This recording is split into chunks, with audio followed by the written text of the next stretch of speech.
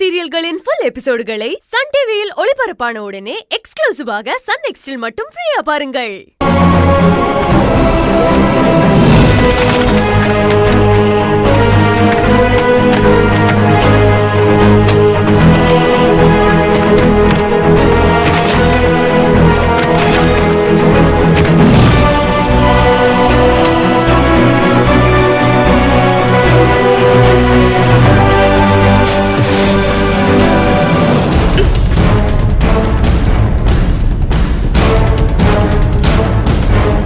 ஏய், என்னடி இதெல்லாம் எடுத்து வச்சுக்கிட்டு இருக்க? ஏதாவது தேர்ச்சா இல்லையா? எதுவுமே தேரலமா. ஷோ, இதெல்லாம் தான் கிடைச்சது. ஷோ, ஏய் 4 லட்சம் கொடுத்து ஏமாந்துருக்கோண்டி.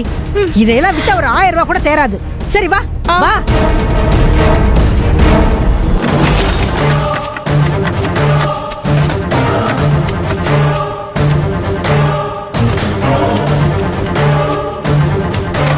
இத பாருங்க, குற்றம் செஞ்சவங்களை விட குற்றம் செய்ய தூண்டினவங்களுக்கு தான் தண்டனை. அப்படி பார்த்தா துளசி தான் இந்த பிளான் எல்லாம் பண்ணிருக்கா. இந்த பிளான் பண்ணி கொடுத்திருக்கா. நம்ம கிட்ட இருந்து பணத்தை வசூல் பண்ணி கொடுக்கறதுக்கு அதுக்கு லட்சக்கணக்கில் கமிஷன் வாங்கியிருப்பா. நம்ம கஷ்டத்தை தெரிஞ்ச துளசியே நம்ம எல்லாரையும் மோசம் பண்ணிருக்கா. அவளை சும்மா விடலாமா? இனிமேலும் அவளையும் அவ குடும்பத்தையும் இந்த ஊர்ல வாழ விடலாமா? சொல்லுங்க.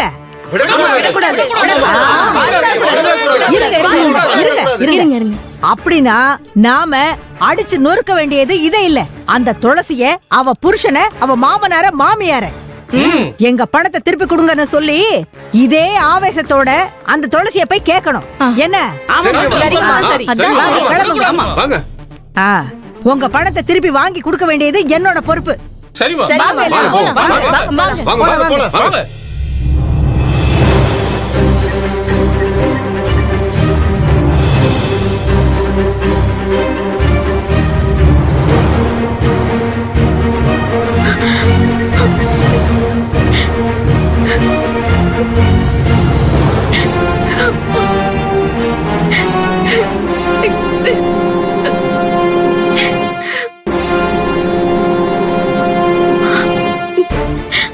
பாவீங்களா, நீங்க சொன்ன மாதிரி ஊருக்குள்ள ஒவ்வொரு வீட்டு கதவையும் தட்டி ஊர் ஜனங்க கிட்ட பணத்தை வசூல் பண்ணி கொடுத்தனே.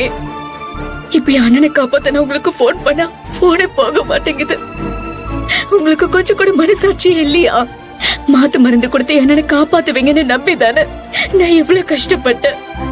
மாத்து மருந்து என்னன்னு சொல்லாம என் அண்ணன் உயிரை அப்படி தவிக்க விட்டுட்டீங்களே.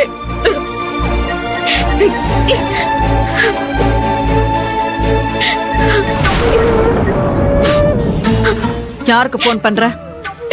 யாருக்கு நீ போன் பண்ற? யாருக்கு ரொம்ப நேரமா போன் பண்ணிட்டு இருக்க? அது என் புருஷன் செத்துட்டாரா இல்ல உயிருக்கு போராடிட்டு இருக்காரான்னு உன் கம்பெனி பார்ட்னர் கிட்ட சொல்லி சந்தோஷப்படணுமா? அதுக்காக தான் நீ விடாம போன் பண்ணிட்டு இருக்கியா? சொல்லு, யாருக்கு போன் பண்ற? ஐயோ பொன்னி, ஏன் இப்படி எல்லாம் பேசுற? நான் என் அண்ணன் உயிரை காப்பாத்துறதுக்காக போராடிக்கிட்டு இருக்கேன். இது புரிஞ்சுக்காம ஏன் இப்படி பேசுற? ஏய் போதும். திவாகர் இந்துஜா கூட கூட்டு சேர்ந்துக்கிட்டு நீ பண்ற ஃப்ராடு தனம்லாம் தெரியாதுன்னு நினைச்சிட்டு இருக்கியா?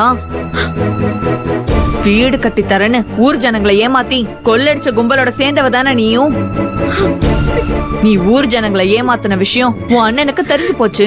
அதனால அவர் உன்னை கண்டிச்சாரு.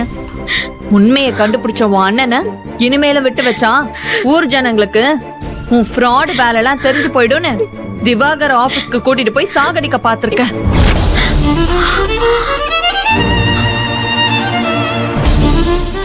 இப்ப நான் சொல்றேன், நல்லா கேட்டுக்கோ. அவர் உயிருக்கு மட்டும் ஏதாவது ஆச்சு, அடுத்த நிமிஷம் நீ உயிரோட இருக்க மாட்ட. உன் மனசாட்சியை தொட்டு சொல்லு. நானா என் அண்ணனுக்கு விஷம் வைப்பேன்? நானா என் அண்ணனை கொல்ல பாப்பேன்? என் அண்ணனை நினைச்சு நானே வருத்தத்துல இருக்கேன். இப்ப நீ வேற என் மேல பழைய போட்டு இப்படி கொஞ்சம் கொஞ்சமா சாவடிச்சுக்கிட்டு இருக்க. ஏன்டா பொன்னி, நீ இப்படி புரிஞ்சுக்காம பேசிட்டு இருக்கியாத்தா? துளசிய திட்டாதத்தா. துளசி நிலைமை உனக்கு தெரியும்ல. மாப்பிள்ளை இப்படி கிடக்கும் போது துளசிய சத்தம் போட்டு என்ன பண்ண போற? வேணாத்தா. ஆத்தா பொன்னி, நீ பேசுறது ஒன்றும் சரியில்லை தாயி. துளசி அண்ணன் மேலே எவ்வளோ பாசம் வச்சிருக்கான்னு உனக்கு நல்லாவே தெரியும். உனக்கு மட்டும் இல்லை, இங்கே எல்லாருக்கும் நல்லா தெரியும். அப்படி இருக்கும்போது அதை என்ன பண்ண முடியும்? அவங்க அண்ணனை பணையமா வச்சு அந்த ரவுடி பேர்ல துளசி மிரட்டிருக்காங்க. அதுக்கு போய் துளசி குறை சொல்லிட்டு இருக்காது நல்லதா தாயி? இப்ப அழுது அழுது நாடகம் போடுறத நீங்க வேணும்னா நம்பலாம். நான் நம்ப மாட்டேன்.